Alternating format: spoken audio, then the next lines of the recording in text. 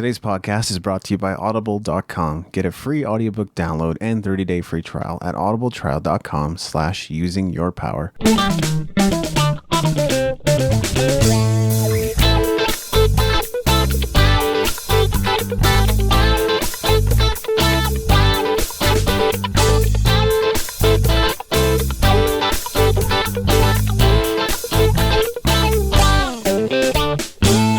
Over 180,000 titles to choose from for your iPhone, Android, Kindle, or MP3 player. Hi, welcome to Using Your Power. My name is Maveen and Kaura. And I'm David and Wiebe. Hey, David, how's it going? Powered up, man. How are you? I'm doing very well. What's our topic today? Should you lease or finance a car? Okay, so what we've done is we've decided to take one stance versus the other. So you've done the leasing today? That's right. I'm going to be talking about why you should lease. And I'm going to be talking about why you should finance. Great. Awesome, man. So why don't you kick it off? Sure thing. So the first reason why you might want to lease is because you'll get low monthly payments versus financing your car. I mean, most people are probably not going to buy their car outright anyway, and to reduce their monthly expenses might choose to go with the leasing option instead of the financing option, which obviously you're going to be paying way more long-term because of interest as well. For sure. And, you know, I think leasing is a better option, of course, in my situation here. There's less restrictions when you finance versus leasing as well, such as, you know, when you lease, you have to follow certain rules or criteria when you have to return the car. So, you know, I think leasing in that end may not be as beneficial as financing just because, you know, there's no restrictions. You own the car once it's all paid off. Yeah, that is a definite downside to leasing. There are a lot of restrictions that way, and I'll be getting into some of them as well. But I think just in terms of the financial side, you can also make either a small down payment or in some cases negotiate with the dealership to not have to make any down payment on your car in order to get a good deal on it. So that's another financial advantage of leasing. Right. You know, well, the other thing I was thinking about what is a real advantage for financing here is, you know, after 2 to 4 years, typically, you know, when you lease a car, you are returning it.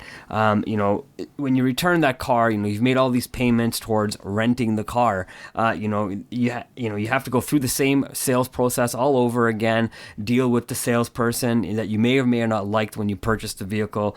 You know, you may not be able to find the vehicle again that you want to buy 2 to 4 years from now. And it's just kind of every 2 to 4 years, you got to keep going through that sales cycle. When you finance, you know, you maybe purchase the vehicle, you know, let's say you get it for 5 years and then you pay it off. And then, you know, most people typically keep a vehicle for between 5 and 8 years anyways. So, you know, you're going to be able to not go through that same sales process over and over again. Yeah, I don't think you're wrong there. I think if you're leasing a car, then it's like renting. So renting has certain advantages, certainly when you're renting a home or renting an apartment or condo, something like that, versus buying a home or buying an apartment. And I think it's the same thing with renting a car. It's just that the payments can be somewhat high for what you're actually renting. I think another reason why you might want to lease a car is because if you're driving less. So people that are driving more probably shouldn't lease a car. You know, if you're going to put on a ton of highway miles and you're looking to travel everywhere, don't do it. But if you're not putting on many miles in your car every single day or every week or every month, then I would say that leasing is maybe a good option for you. Right. And, you know, the kilometers is a big thing, too. I know when you're leasing, typically you have to tell the dealership, you know, how many kilometers you're driving. And if you're going to be going over those kilometers, then you do typically have to pay over and above that, right? And sometimes it can be a little bit lower amount, so it can be a great option. But, you know, financing, of course, is maybe a little bit better option because even though you may have the option of, you can still sell the car, you know, once it's paid off, or even if you still have money owed on the vehicle, you can always sell the vehicle in the middle of the term. But the nice thing is, you know, dealerships really don't want cars on their lot for inventory. So typically, if they're financing car, they may offer you a better discount, knowing that they're not going to get the leased car back in 3 to 4 years or whatever. So that might be a better option. I would also say if you are a fairly detail-oriented person and a careful person, then leasing is a good option. And that's because you can avoid more wear and tear. You're just going to end up paying more for wear and tear. So if you find that you're fairly cavalier on the road and you don't care that much, then leasing is not a good option. But if you are more so careful and defensive driver, then it might be great. Right. I think that option probably is good for financing as well. Just be a careful driver for everybody out there. The other good thing is when you're leasing a vehicle, for example, you do have to return that vehicle to the dealership. And, like I said earlier, there are certain restrictions that you have. So I know one of the restrictions is, you can't have a cracked windshield or you have to replace that windshield. And there's some additional wear and tear that can cost you a lot more money out of pocket when you're returning that vehicle. So things to be aware of, when you finance a vehicle, it's your vehicle. You may be able to do some of those things through insurance. You may not care to maybe fix a dent in the door, where if you're returning the lease vehicle, they want that potentially fixed. When you own the vehicle, it's a little bit less money going out of pocket because it's your vehicle, and if there's a dent in the door, eventually we all learn to live with it. There are a couple of situations I would argue that are best for leasing. One is if you are a business. So if you're going to purchase a business car, leasing it is great because you can usually write off the depreciation and financing costs, and you can just take that off, deduct it off your taxes, which is one of the reasons why it'd be great for a business car. Another situation that I found out, just because I had a friend who was in sales with cars, and you are in sales there, Mav, too.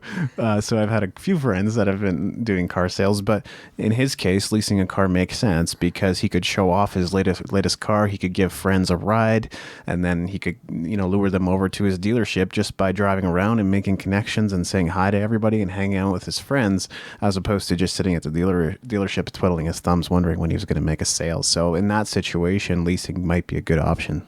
Right. And, I do think there is a good option for leasing because, you're right, there are lower payments that are going out. So it's a great way to budget. On the flip side, if you are financing and if you talk to your accountant and, sometimes depending on how much money your business is making, you might need a little bit higher payments going out so they can kind of, cook the books a little bit in the nicest way possible. Don't cook the books. Yeah, don't cook the books. But, sometimes it is nice to show a little bit higher payment because you show a little bit more of an expense. Right. And that can be a benefit on the financing side as well, right? One of the things too you have to consider, I think, is even though you're right, you might, let's say, pay $100 a month for leasing your car, right? And at the end of 48 months, you've only paid $4,800 compared to say financing. Let's say you're paying $200 a month, so of course you've paid double that.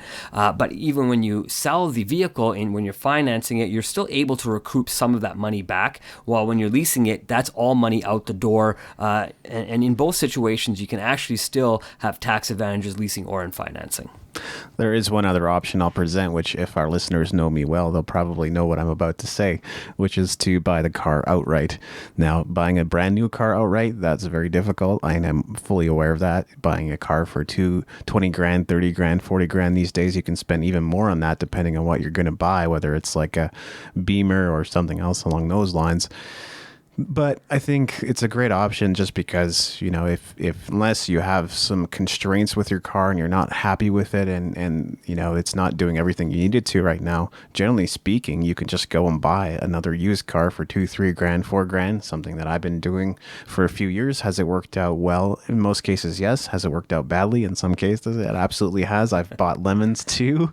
But for that price point, what do you expect? And as long as it, functions the way you need it to, like in our part of the world, we need to make sure it drives well during winter or else it's not usable year round. So that's something that you always want to look at. But as long as it meets your general conditions, that can be a great option. For sure, and I think all the options that we talk about other than leasing, if you're financing the vehicle to over 60 months, let's say, for example, or paying for the car outright, you're going to be dealing with the depreciation of the vehicle. Where if you're leasing the vehicle, the depreciation of that vehicle really does go back to the dealership. You don't have to deal with that depreciation. When the car is returned, the dealer will have to, based on whatever the depreciation is, will have to then set the new price for the new buyer down the road, right? So those are definitely an advantage for the leasing side. You don't have to deal with the depreciation because we all know when we drive that car off the lot, it depreciates 20%.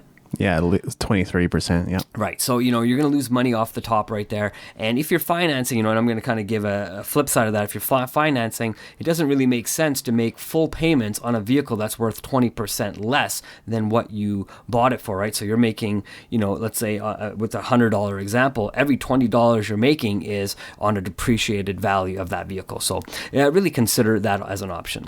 I mean, that's generally why I would look at the financing as the worst option. I'm not telling you what to think or or telling what anybody else what to think. But the reason I would think is it's really the worst option is because of all the payments you're going to make. Even with leasing, you're going to be making less payments than you would with financing. So that's something to think about.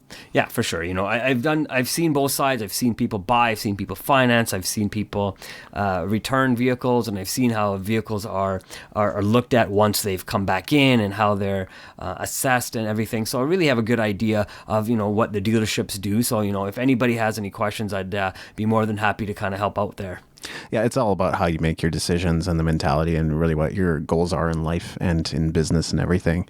That's going to factor into how you make those decisions. And most people just kind of make these on the fly, which is not advisable. Try to plan for them, try to think about them, try to save for them, and make strategic decisions that make sense based on where you are and where you want to go, because you can't always just think about like where you're going to be because you don't know. There's no guarantees, right? It's the same thing with income. Don't purchase based on projected income. Purchase based on the income that you have. That's right. And, I think the financing option and, is an interesting option because I think that's what we've been kind of taught to do. Go in, buy it. If you're going to buy a car, then finance it if you can't pay for it cash, and you get to hold on to and keep it, right? And we haven't really been ever taught the leasing option in schools or by our parents because, our parents were kind of taught the finance option as well. So it's kind of an interesting thing. I think if you're going to look into both sides really deeply, see what makes sense for you. I think that's what you would say too, David. And then choose the best option. Yeah, my mom always said try to get a new car, especially in Canada, and I've not done that now for several years. So, for 5 years or so. Right, but it's not easy to get a brand new car off the lot for anybody, right? There's a lot of little restrictions. Like I know in one of our other episodes we've talked about you're going to be making a commitment to making monthly payments for the next, let's say, 60 to 96 months because you are able to finance that car over a long period of time. And like you said, you never know what life brings you. So although you might be committing to, let's say, a $300-400 monthly payment, you may lose your job, you may get into an accident, you may not be able to ever work again, you may be called to go overseas for some reason, anything can happen, but you're saying, yeah, I'm going to keep making those monthly payments, and you may not be able to. Exactly. Credit and income can totally factor into the end picture. That's right. So do you got maybe some final thoughts?